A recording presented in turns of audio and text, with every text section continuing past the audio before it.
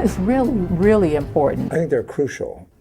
I think film is important because, first of all, it's probably one of the one or two most popular art forms in terms of like pop culture. Social media and all of that technology stuff is really important, but particularly film, TV, and in any small or large screens. It really helps document the culture. Film reflects culture in a kind of linear sort of way.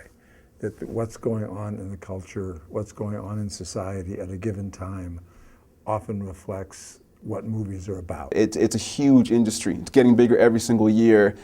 And a lot of people, you know, if I think about my own students, my friends, a lot of people's ideas about life are based on a film they watched, right? Now they know a film is fictional, right? But because a film is portraying itself as reality, right?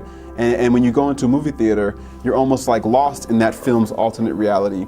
It can be really powerful for creating these stereotypes in people's minds. An obvious example would be a movie like A Raisin in the Sun. I was thinking of an African-American movie. This was a film about what it's like to have high aspirations.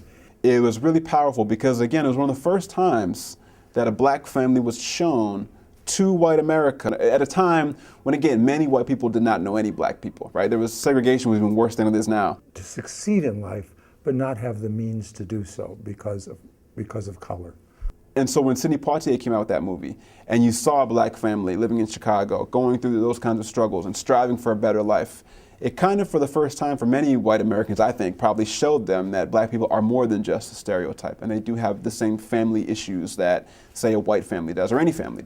This was a movie that was made in the 50s, and it reflected that tension that people feel between wanting to succeed and being unable to succeed in ways I think that films haven't shown, never, prior to that, did not show very well.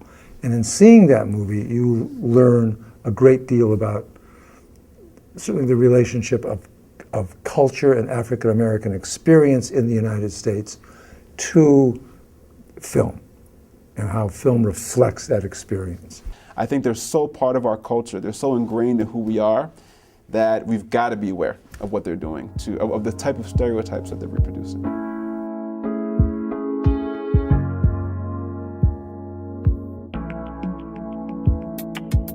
The way in which the dominant culture, sees both itself and people who are not part of that dominant culture is through this construct of archetypes. It's certainly a culture that revolves around whiteness, right? White supremacy, to me, is probably one of the main organizing ideas of our country, of our history. From archetypes, we create a whole set of stereotypes. A set of limited numbers of archetypes, I think, for African Americans as they appear in films. We now increasingly see African American males playing these feminized roles in comedies or in some weird aberration of genre. Dave Chappelle commented on this. When I connect dots that maybe shouldn't be connected, I don't know. But certain dots, like when I see that they put every black man in the movies in a dress at some point in their career, I'll be connecting them down like, wow, all these brothers gotta wear a dress. Thinking about it. All the comics that I've seen, man, you know, strong brothers, why they be putting us in these dresses? So it's like, so you gotta take a stand. But his point was, why is it that to be successful, you have to put on a dress if you're a black comedian, black male comedian? What is funny about that? So let's talk about Tyler Perry's films. Tyler Perry has been criticized for presenting stereotypical images that emasculates black men, but he just kind of strips the commentary by him playing in drag. That's a comment on black men in society, saying that they are all like that. How many films have we watched that the dominant African American character is a sports figure?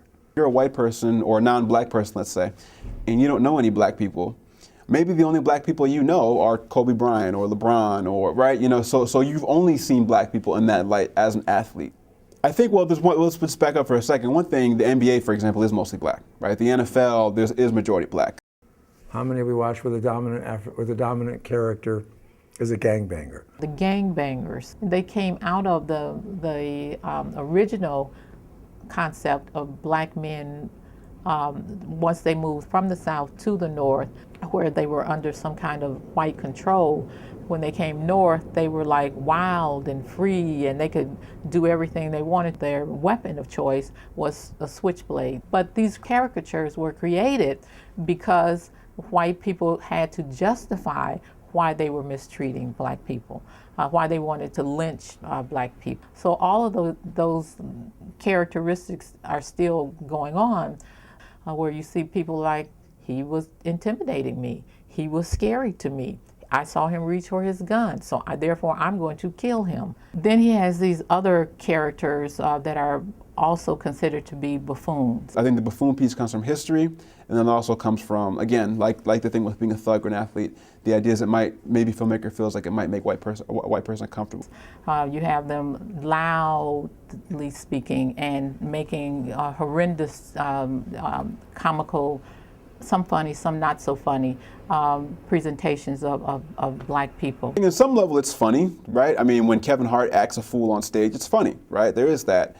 But it always makes me feel, I don't know, a little bit strange, or it makes me feel a certain way when I know that it's a majority white audience absorbing, taking in these stereotypes. Come on, this is not the images that we have to put out, that we need to be putting out right now. And I think in seeing all of that, in seeing these archetypes, we learn enormously about how the culture sees itself in relation to African American. I think it's just an outgrowth of racism, and especially in pop culture.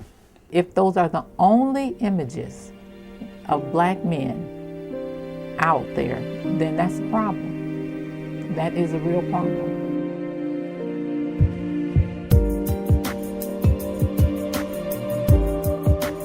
I think it's important for the students to understand the history of the images that they're going to see, the stereotypical images that has filtered throughout our society, that really says that race is part of our culture, and you cannot negate it. So the best way to deal with it is to recognize it, understand it, and take it from there. Race is a defining characteristic in the way we make movies. They're a powerful, powerful, powerful medium. And unfortunately, because of stereotypes, most Americans don't realize this. So the best way to deal with it is to recognize it, understand it. And I think we need to really emphasize the integration here.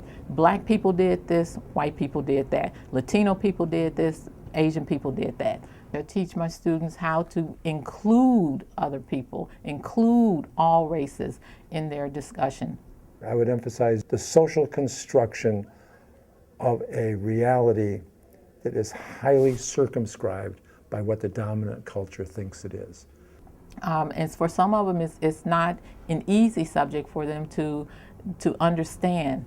And I tell them at the beginning, we will use clear terms in this classroom. We're talking about race, and you only confuse and dilute and dance around the subject if you don't address it head on. Us, them, they, you know who I'm talking about. That doesn't work. You have to speak clearly. I would emphasize how those racial stereotypes came about and how they've been perpetuated in very different ways, how they've changed over time. You cannot separate the way films are made even today from the historical experience of slavery in the United States and what that meant. That people have to have a historical perspective in order to understand the relationship of film to culture. I think the beauty of film is that film gives you a chance to really break that down. So I think you need film.